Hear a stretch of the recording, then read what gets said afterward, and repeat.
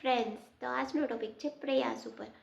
તો આપણે લાઈફમાં સફળ થવા માટે ઘણા પ્રયાસો કરીએ અને અમુક ટાઈમ તો એવું આવે ને કે આપણે સાવ ભાંગી જ પડીએ અને હવે બસ આશા છોડી દઈએ કે ના, હવે આગળ મારે નથી કરવું. પણ ના, એ જ જ્યારે તમે સાવ તૂટી ગયા છો, તમે સાવ ભાંગી ગયા છો, એ જ તમારો ટર્નિંગ પોઈન્ટ છે. કારણ કે ભગવાને પરીક્ષા લઈ લીધી છે અને હવે જે તમે છેલ્લો પ્રયાસ કરશો એ જ પ્રયાસ તમારી સફળતાની ચાવી બનશે.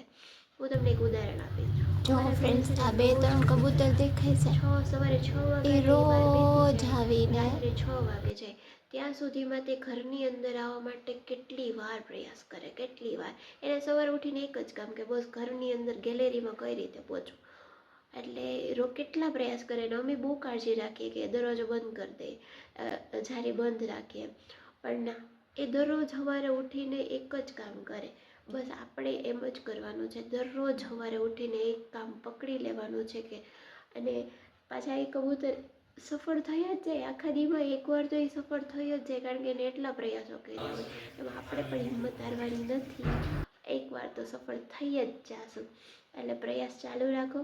નેક્સ્ટ પ્રયાસ તમારી સફળતાની ચાવી હોઈ શકે. અને પ્લીઝ સબસ્ક્રાઈબ કરવાનું ભૂલતા નહીં. આવજો.